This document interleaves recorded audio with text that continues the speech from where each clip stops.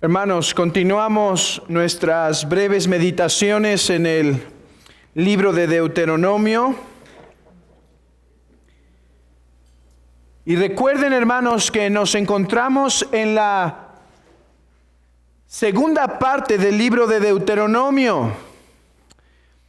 En esta segunda parte del libro tenemos un tratado histórico.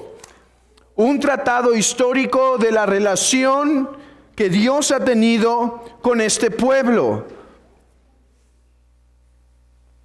Hemos aprendido muchas cosas, hermanos, de la importancia de la historia del pueblo de Israel para nosotros, pero no solo de la historia del pueblo de Israel en general, sino la historia de cada uno de nosotros en Cristo. Recordar la historia de nuestra vida es un elemento esencial. Porque esto nos recuerda, hermanos, nuestra identidad, nos recuerda quiénes somos. Nosotros no definimos nuestra identidad por lo que nuestra imaginación quiera, sino definimos nuestra identidad a través de la obra que Dios hace en nuestras vidas. Por ejemplo, la historia de Israel le ha recordado al pueblo al menos dos cosas. El pueblo era un miserable pueblo de pecadores que por gracia habían sido rescatados y adoptados por Dios. La historia de Israel era tal: un pueblo pecador alcanzado por misericordia. Un pueblo cuyo padre fue un idólatra, Abraham, en su debido tiempo, pero que ahora era recibido a misericordia, gracia, redención. Hermanos, tal evento, tal historia, debía dirigir la forma de caminar del pueblo de Israel. Si yo era ese miserable pecador alcanzado por gracia, ahora he de vivir en gratitud y rendición a mi Dios. Hermanos, si cada uno de nosotros tenemos una historia semejante, si estás en Cristo, tienes una historia semejante.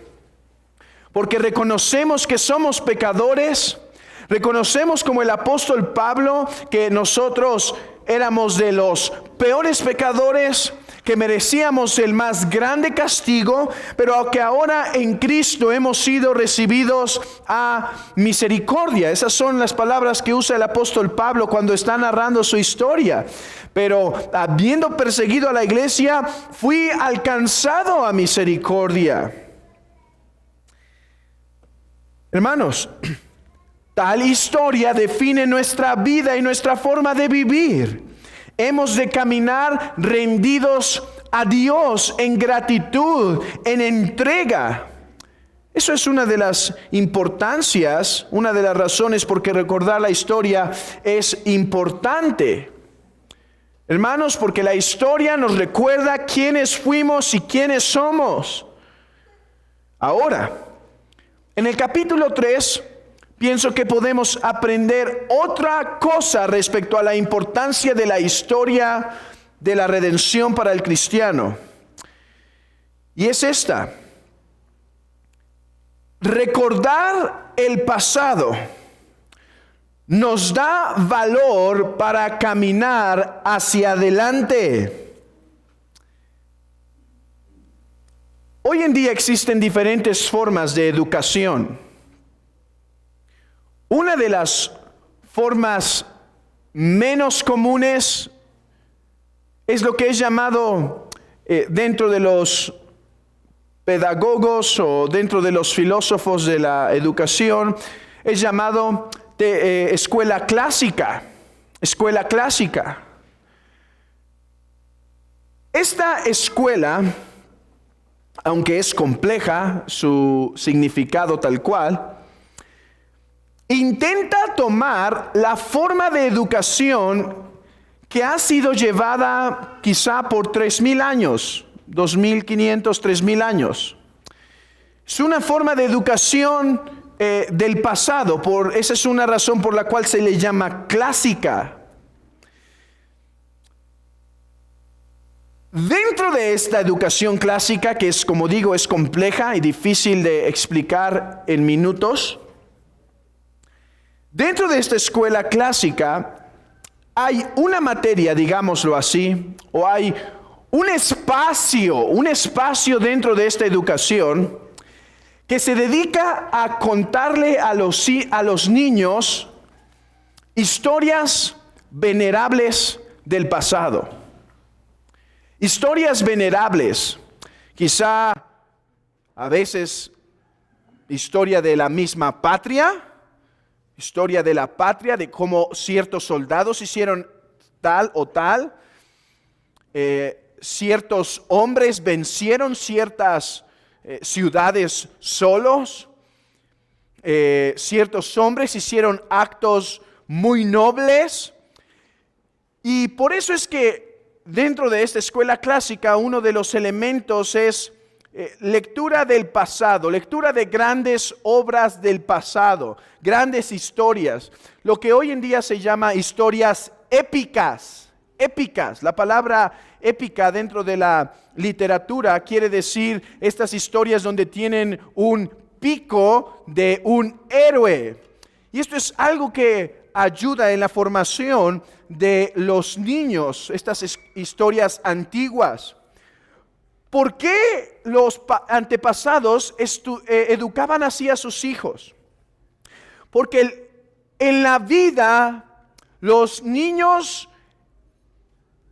enfrentarían en algún momento situaciones muy difíciles, situaciones duras, ya sea como individuo, como familias o como sociedad.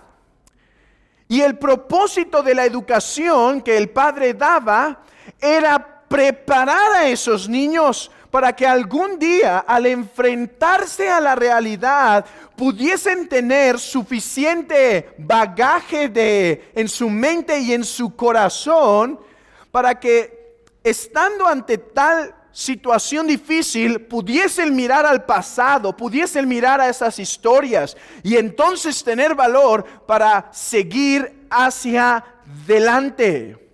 La escuela clásica entonces no solo se enfocaba o se enfoca en la educación mental del niño, sino en la educación y formación de su alma, de sus virtudes, de sus valores. Y esto es impresionante, esto lo tenemos desde tiempos muy antiguos, tan antiguos quizá como la historia de la humanidad, historias de valor que preparaban al niño, que preparaban al joven para que en el momento de la dificultad tuviese suficiente virtud, tuviese suficientes historias que moldearon su corazón poco a poco. Algunas quizá las olvidó, pero para que cuando se enfrentase ante el problema pudiese resolverlo como es debido. Hermanos, pienso que el capítulo 3, esa es la enseñanza que nos da. El capítulo 3 nos recuerda las victorias del pueblo de Israel por la mano poderosa de Dios. Vean, por ejemplo, en el capítulo 3 de Deuteronomio que acabamos de leer, versículo 2. Y me dijo Jehová: no tengas temor de él, porque en tu mano he entregado a él y a todo su pueblo con su tierra, y harás con él como hiciste con Sejón, rey amorreo, que habitaba en Hesbón. Y después se nos narra diferentes victorias, aún las más grandes victorias, por ejemplo, aquella que tuvieron con los gigantes. Y hermanos, ahora lean conmigo el versículo 20, 21 y 22. ¿Cuál era el propósito de recordar este caminar, esta historia común? Lo vemos en estos versículos. hasta que Jehová dé reposo a vuestros hermanos, así como a vosotros, y hereden ellos también la tierra que Jehová vuestro Dios les ha dado al otro lado del Jordán. Entonces os volveréis cada uno a la heredad que os he dado. Ordené también a Josué en aquel tiempo diciendo: tus ojos vieron todo lo que Jehová vuestro Dios ha hecho a aquellos dos reyes.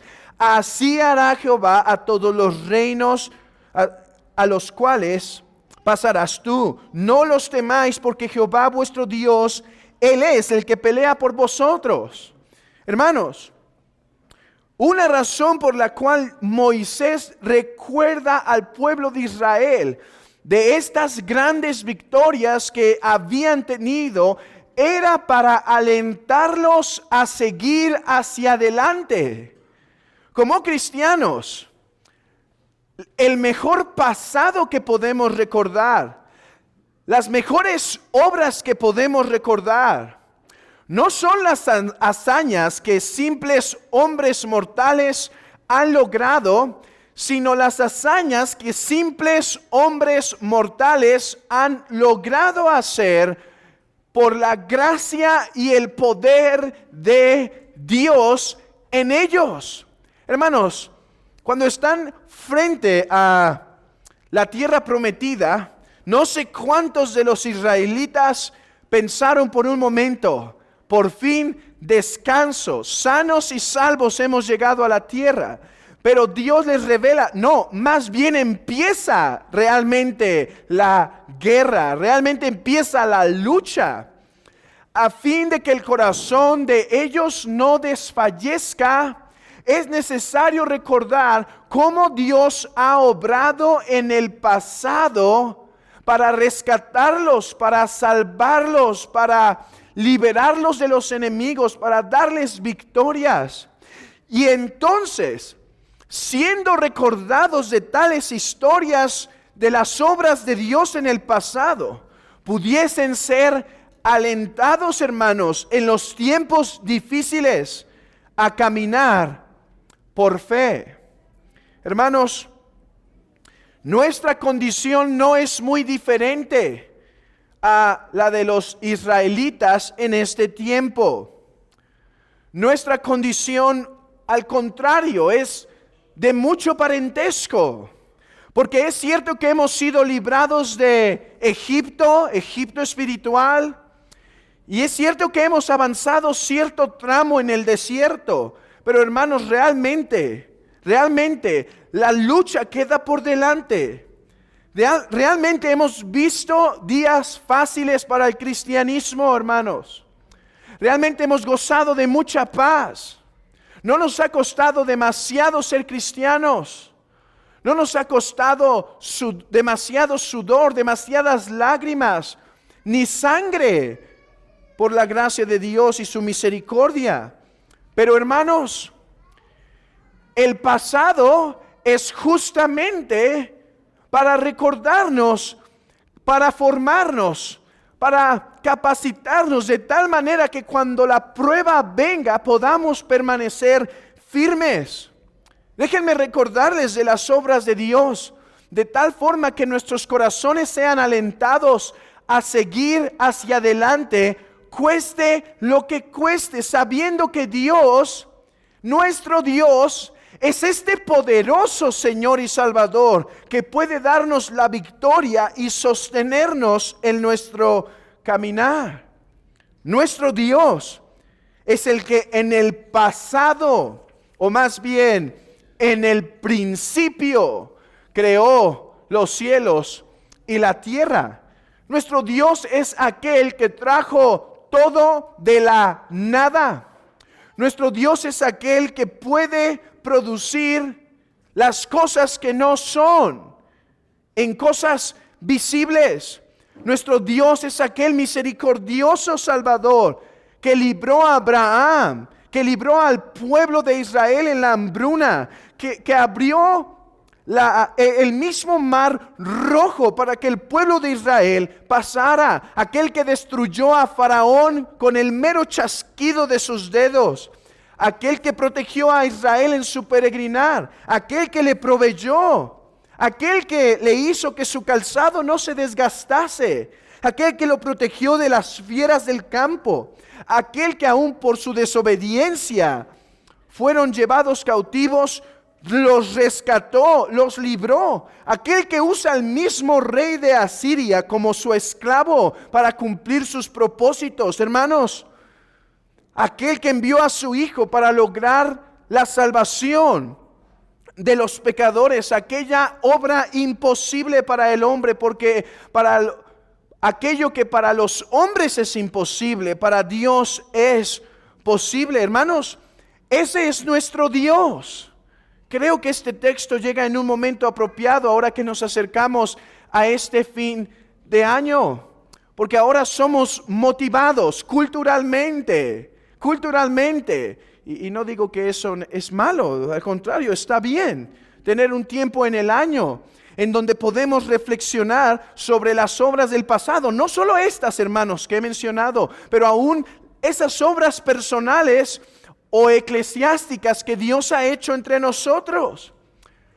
Un hermano puede recordar cómo su mano ha estado dando la provisión necesaria a pesar de la escasez, cómo su amor ha estado ahí en medio de la dificultad, cómo ha tenido consuelo en medio de las pruebas, cómo ha resistido esa tentación en medio de los días difíciles. Hermanos, como iglesia este año tenemos tanto que recordar y somos alentados para seguir hacia el próximo. Este año ha sido un año de dificultades diversas, muchas dudas. ¿Qué hacer? ¿Qué hacer este día? ¿Qué hacer ante esta petición? ¿Cerramos y hacemos lo que muchas otras han hecho o continuamos y arriesgamos? ¿O continuamos y seguimos? ¿Obedecemos la recomendación del César o nos sometemos al reinado de Cristo? Esto puede costar, esto puede ser difícil. Pero hermanos, recordar la mano de Dios en este año debe darnos aliento para que las pruebas que vengan en este próximo puedan ser vencidas recordando quién es nuestro Dios. Hermanos, así fue como Abraham tomó valor para seguir adelante. Porque se dice que cuando Abraham iba a sacrificar a su hijo, ¿saben por qué lo iba a hacer? ¿Saben por qué aceptó esa prueba? ¿Saben qué lo movió? Dijo, yo voy a obedecer a Dios cueste lo que cueste, porque sé que Él es capaz de levantarlo de los muertos si yo lo hago. Hermanos, vean esto, quiero que entendamos esto. El poder que Abraham conocía de Dios, el poder que Abraham entendía que Dios tiene, es lo que le animó a obedecer aún esa prueba tan difícil, esa prueba tan severa. Porque él sabía que si por obedecer va a costar algo en esta vida, vale la pena obedecer. Porque si es según su voluntad, saldremos ilesos de tal prueba. Y sabemos que si no ilesos en nuestros conceptos, Él es poderoso para sostenernos en el día de la prueba y la tribulación, como lo hizo con Israel, como lo hizo con nuestro mismo Señor en el día de su tentación, en esos 40 días de prueba, sosteniéndolo por su gracia. El pasado, la forma en la que Dios ha obrado antaño, nos debe alentar a obedecer a Dios en el presente. Recuerden que ese es el propósito del tratado que tenemos ante nosotros. Primera parte, la presentación del rey a los siervos. Segunda parte, la historia de este rey con los siervos, de cómo Él los ha rescatado, de cómo Él les ha hecho favores. Y ahora vemos aquí cómo este rey los ha hecho prosperar en sus pruebas y dificultades. Y teniendo esas pruebas y dificultades, son alentados entonces a seguir. Hermanos, Vuelvan a leer el Salón de la Fe de Hebreos capítulo 11. Pero cuando lo hagan, presten atención que el punto de el autor de Hebreos no fue presumirnos el gran linaje de Israel. No fue decirnos, miren nuestros grandes hombres. Eso es lo que hace la escuela clásica en el mundo sin el cristianismo. Por ejemplo, Platón y ellos hacían esta forma de escuela clásica. ¿Y cómo alentaban a sus hijos a enfrentar el futuro? Por medio de contarles las grandes historias y hazañas que hombres habían hecho. Así no es el cristianismo. Sí hay una que otra hazaña bonita, pero toda hazaña loable en el pueblo de Dios, su propósito es manifestarnos el gran Dios de ese pueblo, el gran y misericordioso Dios de esa nación. Ese es el propósito del Salón de la Fe. Hermanos, si se dan cuenta, todo lo que hicieron lo hicieron por la fe, no por su poder. ¿Qué es la fe? ¿Qué es la fe, hermanos? La fe es la mano vacía. Todo lo que hicieron por fe lo hicieron con la mano vacía, pero mano vacía que se toma del Dios omnipotente, y entonces por la fe hicieron grandes proezas. Por la fe algunos despedazaron leones. Por la fe Abraham obedeció al salir de su tierra. Por la fe Noé entró al arca, y no solo él, sino otros con él. Por la fe Abraham recibió la promesa y esperó la promesa de un hijo. Por la fe algunos derrumbaron ciudades. Hermanos, el propósito de ese salón de la fe y el propósito de las grandes obras de Dios en el pasado es recordarnos que podemos seguir adelante y obedecer, cueste lo que cueste, porque estamos en las manos de un Dios que es capaz de hacernos prosperar en el día de la adversidad. Por lo tanto, sigamos adelante en nuestro peregrinar. Hermano, ¿qué prueba tienes enfrente de ti? ¿Qué dificultad? ¿Qué mandamiento sabes que Dios te está mandando a obedecer? Pero entiendes que si lo haces te va a costar algo. Bueno, fiel es Dios para sostenerte. Fiel es Dios para protegerte en tal circunstancia. Esa es la primera exhortación. Confiemos en nuestro Dios y sigamos hacia adelante. 2, hermanos, dependamos verdaderamente de Dios. Creo que el problema de nuestro caminar no es que no tengamos un Dios poderoso para hacernos salir adelante, sino que dependemos muy poco de este Dios, hermanos. Dependemos muy poco de nuestro Dios en oración. Dependemos muy poco de nuestro Dios con pobreza espiritual. Clamamos muy poco. Se ha olvidado la práctica del ayuno entre nosotros para gemir por ayuda. Se ha olvidado la necesidad de interceder no solo por nosotros, sino ayudar a otros a interceder. Se ha olvidado el poder de la reunión de oración el día miércoles.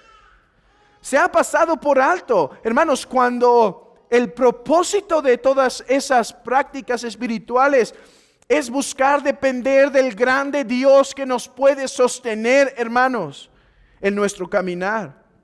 Aquel que nos sostiene en el día de la prueba.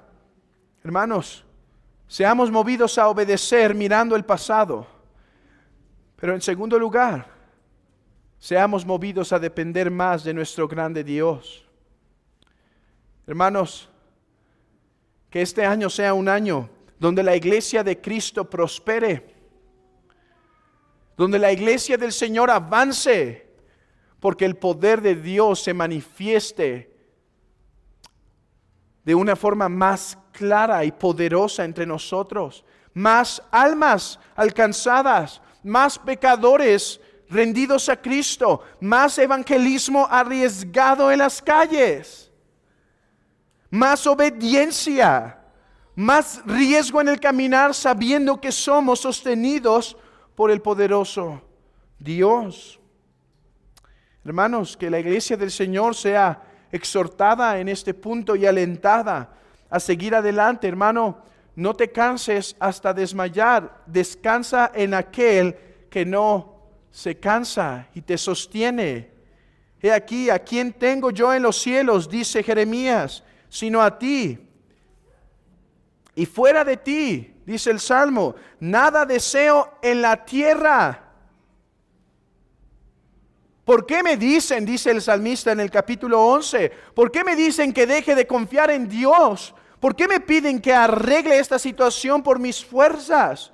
¿Por qué me alientan a desobedecer? Confiaré en el Señor, cueste lo que cueste, pese lo que pese, porque Él me sostendrá. Hermano, no le niegues en medio de la lucha, no le niegues en medio de la batalla. Él es poderoso para sostenerte. No le niegues lo que te pide. Abraham no le negó al hijo porque sabía que es poderoso para levantar de los muertos.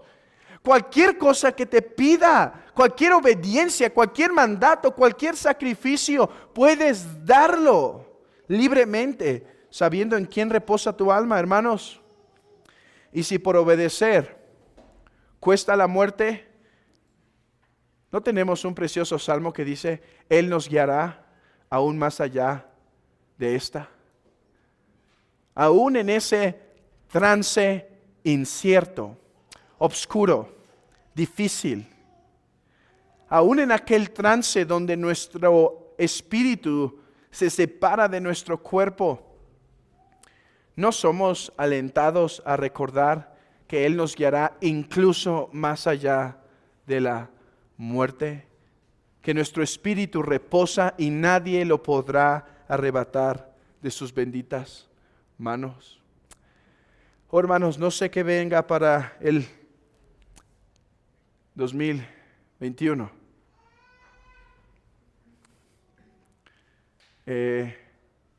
No sé qué venga para el cristianismo en general, hermano. No sé qué venga para ti en particular, para nosotros en lo particular. Pero sé algo, hermanos. Podemos recordar el pasado. Podemos recordar la obra de Dios para seguir caminando hacia adelante. Que el Señor nos ayude y nos bendiga con su poderosa mano en este tiempo que empieza, en este año que comienza, y podamos rendirnos más y más a sus pies. Amén.